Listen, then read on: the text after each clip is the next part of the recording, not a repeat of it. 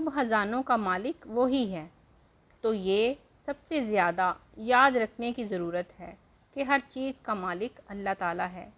اسے کہیں لکھ کر لگا لیں، کہیں لکھ کر رکھ لیں جہاں سے بار بار دیکھ سکیں، جب نظر پڑے گی تو یاد آ جائے گا۔ السلام علیکم ورحمۃ اللہ وبرکاتہ۔ الحمدللہ سورۃ الحدید کی 4 آیات کا ترجمہ اور تفسیر ہم پڑھ چکے ہیں۔ آج انشاءاللہ تعالی آیت نمبر 5 کا ترجمہ اور تفسیر ہم جانیں گے۔ اس آیت میں ہم جانیں گے کہ اصل مالک اللہ تعالیٰ ہے، زمین و آسمان میں ساری حاکمیت اسی کی ہے، اور ایسی تسلی کہ دل پرسکون ہوں گے۔ تو چلیے شروع کرتے ہیں۔ اعوذ باللہ من الشیطان الرجیم، بسم اللہ الرحمن الرحیم۔ وہی آسمان اور زمین کی بادشاہی کا مالک ہے، اور تمام معاملات فیصلے کے لیے اسی کی طرف رجوع کیے جاتے ہیں۔ اللہ تعالیٰ کے مالک ہونے کا بیان آیت نمبر 2 میں بھی آیا ہے، اور یہاں دوبارہ تاکید کے لیے آیا ہے کہ اصل اور حقیقی ملکیت یا بادشاہت یا شہنشاہیت اسی کی ہے، یعنی آسمان اور زمین میں جو بھی شے ہے، جو بھی مثلاً بادل، ہوا، سورج، چاند، ستارے، سیارے، درخت، پہاڑ، سمندر، ریت، صحرا، باغ، کھیت، تمام مخلوقات، ہر چیز جو بڑی سے بڑی ہے اور جو چھوٹی سے چھوٹی ہے، چاہے ایک ذرے جتنی یا ایک ذرے سے بھی چھوٹی، ان سب کا مالک اللہ تعالیٰ ہے، اور صرف اللہ تعالیٰ ہی ہے، باقی سب کی ملکیت ناقص ہے۔ کسی کے پاس جتنی بھی دولت ہو، جتنی بھی پراپرٹی ہو، اس کا انجام کیا ہے؟ 2 گز کی قبر، یہی حقیقت ہے۔ اور جب مالک اللہ تعالیٰ ہے تو ہر معاملے کا فیصلہ کرنے کا اختیار بھی اسی کو ہے۔ وہی ہر چیز پر، ہر کام کا فیصلہ فرماتا ہے۔ فرشتے اسی کی طرف ہمارے اعمال لے جا کر پیش کرتے ہیں، اور وہی مالک حقیقی ان کی قبولیت یا عدم قبولیت کا فیصلہ فرماتا ہے۔ یعنی کہ اللہ تعالیٰ ہر چیز کا مالک ہے، ہر چیز کا مالک، جو کچھ بھی زمین و آسمان میں ہے، اور اللہ تعالیٰ ہی ہماری اعمال جو ہیں ان کی قبولیت یا عدم قبولیت، جس کا مطلب ہے کہ ان کو قبول کرنا ہے یا قبول نہیں کرنا، اس کا فیصلہ کون فرماتا ہے؟ جو صرف اور صرف ایک ہی مالک ہے، اللہ تعالیٰ۔ اللہ تعالیٰ ہی ہر ایک بات، ہر ایک عمل کا فیصلہ فرماتا ہے۔ عزت کا مالک بھی اللہ ہے، رزق کا مالک بھی اللہ تعالیٰ ہے، زندگی کا مالک بھی اللہ ہی ہے، موت کا بھی وہی مالک ہے، دنیا بھی اسی کی ہے، آخرت کا مالک بھی وہی ہے۔ دنیا میں ہر شے اسی کی بنائی ہوئی ہے۔ جو بھی چاہتے ہیں، جو بھی آپ کی خواہش ہے، اپنے رب، اپنے مالک سے مانگ لے، مانگے تو صحیح۔ اس نے فرما دیا ہے کہ میں تمہاری دعا قبول کروں گا، اور وہ اپنے وعدے میں سب سے زیادہ سچا ہے۔ یہ اللہ کی گارنٹی ہے کہ دعا قبول ہوگی، خیر ہوگی، تو پریشانی کیسی؟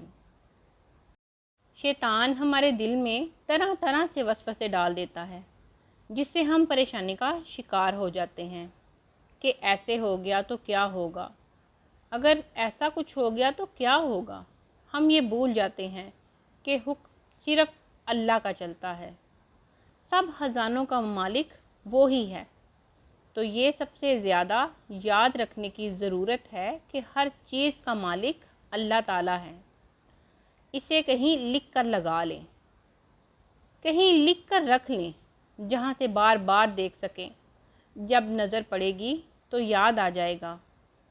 اچھا، جب مالک صرف اللہ تعالیٰ ہے تو ہمیں چاہیے کہ اپنے مالک سے اپنے تعلقات درست کریں، بار بار اسے پکاریں، اس سے بات کریں۔ جب مالک سے تعلق ٹھیک ہوگا تو پھر سب بہترین ہوگا۔ انسانوں کی کوئی طاقت نہیں ہے۔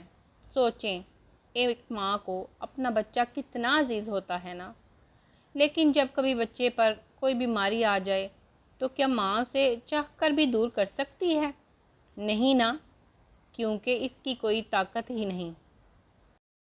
اسی طرح جو لوگ ہمارے دشمن ہوں، لاکھ ہمارا برا چاہیں، وہ ہمارا کچھ بھی نہیں بگاڑ سکتے۔ اس لیے پریشان مت ہوں۔ جب سب کچھ اللہ کی مرضی سے ہی ہونا ہے تو ہمیں پریشان ہونے کی کیا ضرورت ہے کہ فلاں ہمارا یہ نہ بگاڑ دے، فلاں ہمارا یہ نقصان نہ کر دے، کیونکہ ہر ایک چیز، ہر ایک فیصلے کا مالک تو اللہ تعالیٰ ہے۔ جب تک وہ نہ چاہے کوئی بھی ہمارا کچھ نہیں بگاڑ سکتا، اور اگر وہ مالک نہ چاہے تو کوئی بھی ہمارا کچھ ٹھیک نہیں کر سکتا۔ اسی لیے پریشان مت ہوں اور اپنے رب سے اپنے معاملات درست کریں جو سب کر سکتا ہے۔ گناہ ہو گئے ہیں تو استغفار کریں، اسی کی عبادت کریں، ہر امید صرف اسی سے رکھیں، ہر محبت اس کی رضا کے لیے کریں، اور ہر نفرت بھی، کیونکہ وہ مالک ہے اور صرف وہی مالک حقیقی ہے۔ جزاکم اللہ۔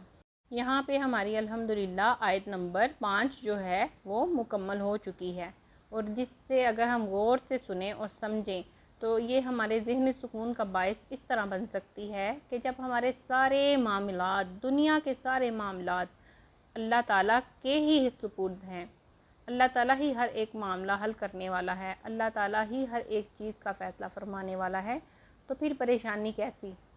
اللہ تعالیٰ سب کے لیے بہتر کرتا ہے، تو وہ میرے اور آپ کے لیے اور سب کے لیے بہتر کرے گا انشاءاللہ۔ اگر یہی سوچیں تو پھر اس سے ذہنی سکون ہی حاصل ہوگا، اور ساری بے سکونی اور بے چینی جو ہے وہ ختم ہو جائے گی۔ اللہ تعالیٰ ہمیں قرآن پڑھنے اور اس پہ عمل کرنے والوں میں سے بنائے، آمین۔ اور باقی انشاءاللہ نیکسٹ ویڈیو میں ملتے ہیں، اور آپ جو سنتے ہیں تو اپنی رائے کا اظہار ضرور کیا کریں کہ آپ سمجھ رہے ہیں تو آپ کو کیسا لگ رہا ہے، اور انشاءاللہ کوشش تو بہت ہے کہ ہم نیا سلسلہ شروع کریں۔ اللہ تعالیٰ سے دعا ہے کہ ہمیں جلدی توفیق دے۔ آپ بھی ہمیں اپنی بہت قیمتی دعاؤں میں یاد رکھیے گا۔ السلام علیکم ورحمۃ اللہ وبرکاتہ۔ اور اگر آپ چینل پہ نئے ہیں تو چینل کو سبسکرائب کر لیں، اور اپنے کمنٹ سے رائے کا اظہار ضرور کیا کریں تاکہ نئے آنے والے جو ہیں ان کو اندازہ ہو کہ اس ویڈیو میں کیا ہے، اور وہ آپ کے کمنٹس پڑھ کے ان کو پتہ چلے کہ آپ کیا سمجھ رہے ہیں اور آپ کو سیکھنے سے کیا یہاں مل رہا ہے۔ السلام علیکم۔